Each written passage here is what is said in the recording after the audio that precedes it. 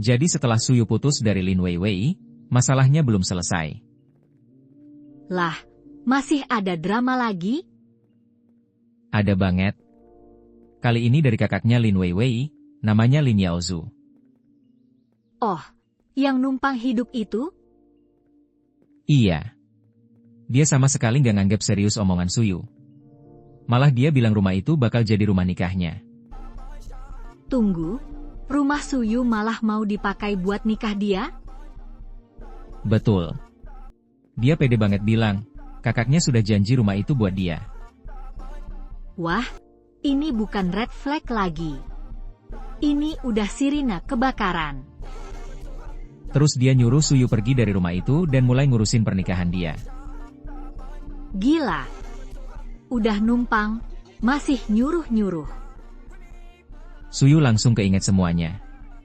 Ternyata Lin Yaozu ini dari dulu memang beban keluarga. Beban permanen? Kurang lebih. Umurnya sudah 32 tahun, kerja nggak jelas, hidup dari orang tua, bahkan kalau nggak dikasih uang bisa kasar ke orang tuanya. Fix. Paket lengkap toxic family. Nah, karena dia susah dapat istri di kota kecil, dia minta bantuan Lin Weiwei. Terus calon istrinya minta rumah dulu baru mau nikah? Iya. Makanya Lin Weiwei minta Suyu bantu bayarin pernikahan kakaknya dan mindahin rumah Suyu atas nama Lin Yaozu. Lah, rumah Suyu kok jadi tumbal keluarga mereka? Awalnya Suyu nolak. Tapi Lin Weiwei nangis, bilang Suyu nggak cinta sama dia. Manipulasi klasik. Karena Suyu dulu bucin parah, akhirnya dia kompromi. Aduh, Suyu dulu mode kasihan banget. Tapi sekarang beda. Mereka sudah putus. Jadi waktu Lin Yaozu masih sok berkuasa, Suyu langsung ambil HP. Ngapain? Dia telepon manajemen properti. Dia bilang ada orang asing masuk ke kamar 707 dan minta satpam datang. Anjir, akhirnya Suyu waras juga. Lin Yaozu langsung panik. Dia bilang, kau beneran manggil satpam? Gak takut aku lapor ke adikku? Masih ngancam pakai nama adiknya. Delulu banget. Suyu jawab dingin, aku ulangi lagi. Aku sudah gak ada hubungan apa-apa sama adikmu. Nah, itu baru laki-laki sadar harga diri. Satpam pun datang dan Suyu nyuruh Lin Yaozu pergi. Terus dia pergi baik-baik? Tentu tidak. Dia masih sempat ngomong kasar. Katanya nanti Suyu bakal menyesal dan berlutut minta maaf. Percaya diri level dewa. Tapi pas dia mau pergi, Suyu manggil lagi. Waduh, ada apa? Lin Yaozu kira Suyu takut. Dia malah makin songong, nyuruh Suyu merangkak dan menggonggong seperti anjing. Ini mulutnya nggak ada rem? Suyu malah ketawa. Lalu dia angkat 2 jari dan bersumpah. Sumpah apa?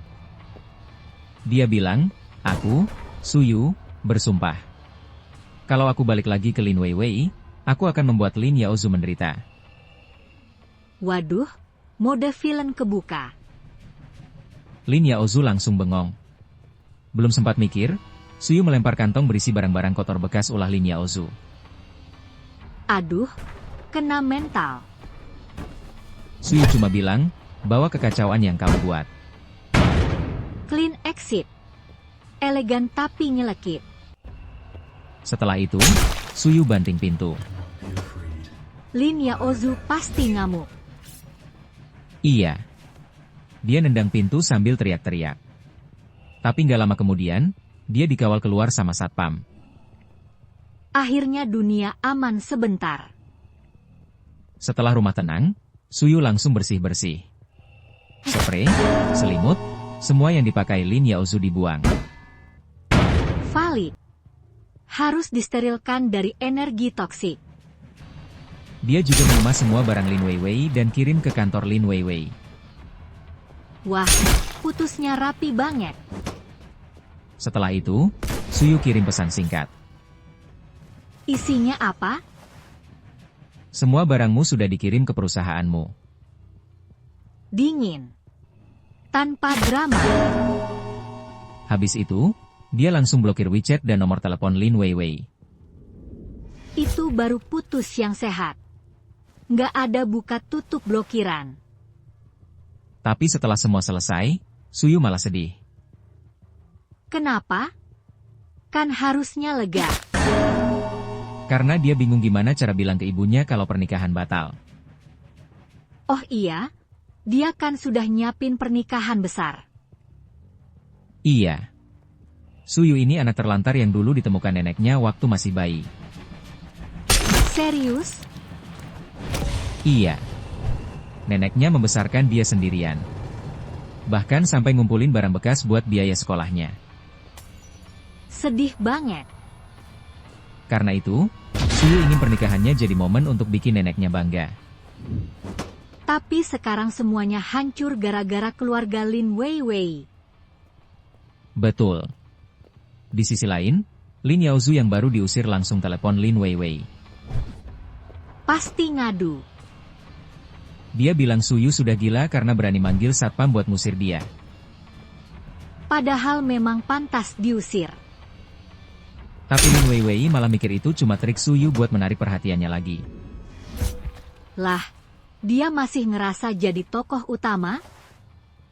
Banget. Dia yakin Suyu cuma panik karena mereka putus. Delulu akut. Lin Yaozu juga akhirnya percaya. Dia pikir Suyu melakukan itu supaya Lin Weiwei balik lagi. Keluarga ini kompak banget ya, kompak halunya. Bahkan Lin Yaozu bilang, kali ini Suyu harus berlutut dan minta maaf ke dia. Lah, korban disuruh minta maaf ke pelaku? Lin Weiwei juga bilang, jangan khawatir, dia nggak akan menggubris Suyu. Padahal Suyu sudah blokir dia. Lin Yaozu sempat khawatir soal rumah dan pernikahannya. Akhirnya takut juga. Tapi Lin Weiwei dengan yakin bilang, Suyu nggak akan berani membatalkan semuanya. Dia benar-benar yakin Suyu masih bucin. Iya. Dia bahkan yakin dalam 2 hari Suyu bakal datang sambil bawa sertifikat rumah. Wah, ekspektasinya tinggi banget. Setelah telepon ditutup, Lin Weiwei lihat pesan dari Suyu. Dia kira apa? Dia kira Suyu mengirim hadiah buat membujuk dia. Padahal isinya barang-barang dia sendiri. Betul. Kurir datang membawa kotak besar. Di luar kotak tertulis, mainan boneka. Terus dia salah paham? Iya. Dia ingat pernah bilang suka boneka beruang stroberi besar. Jadi dia kira Suyu beliin itu. Percaya dirinya nggak habis-habis. Dia langsung kesal. Katanya, masa Suyu mau balikan cuma modal hadiah murah. Padahal bukan hadiah, Mbak. Akhirnya dia menolak paket itu dan minta kurir mengembalikannya. Jadi barangnya nggak diterima? Nggak. Dia bahkan merekam video curhat ke sahabatnya, seolah-olah Suyu sedang mengejar dia lagi. Ini MAH bikin konten dari kesalahpahaman sendiri. Setelah itu, dia cek HP, berharap Sheng Xian mengirim pesan. Nah, ini cowok kaya yang dia incar itu kan? Iya. Tapi ternyata nggak ada pesan sama sekali. Mulai panik? Belum. Dia mikir Sheng Xian mungkin sedang nyiapin kejutan. Delulu season 2. Kemarin dia melihat kotak cincin berlian di mobil Sheng Xian. Wah, dia kira bakal dilamar? Iya. Katanya cincinnya berlian 10 karat. Pantas dia buru-buru mutusin Suyu. Dia merasa sebentar lagi bakal jadi sosialita kaya. Padahal belum tentu cincin itu buat dia. Nah, sementara itu Suyu menerima kabar dari kurir kalau paketnya ditolak. Reaksinya gimana? Dia sama sekali nggak kaget. Dia cuma bilang, buang saja. Dingin banget. Malamnya, Suyu pergi ke bar sendirian. Tumben? Iya. Selama 6 tahun pacaran dengan Lin Weiwei, dia hampir gak pernah menikmati hidupnya sendiri. Karena sibuk kerja dan nurutin kemauan pacarnya? Tepat. Tapi malam itu dia gak merasa senang. Dia cuma sedih dan bingung soal pernikahan yang batal. Berat sih. Yang sakit bukan cuma putusnya, tapi juga rasa bersalah ke keluarga. Lalu temannya, Hibai Chen, menelepon. Dia kaget Suyu ada di bar? Banget. Dia langsung bilang akan datang. Terus Suyu nunggu di bar? Iya. Tapi sebelum temannya datang, Suyu pergi ke kamar mandi. Ini mulai ada kejadian baru nih. Benar.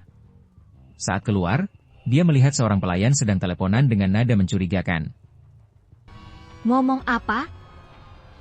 Pelayan itu bilang, jangan khawatir, porsinya banyak. Aku jamin dia ketagihan. Wah, bahaya. Suyu langsung merasa ada yang gak beres. Dia mengikuti pelayan itu.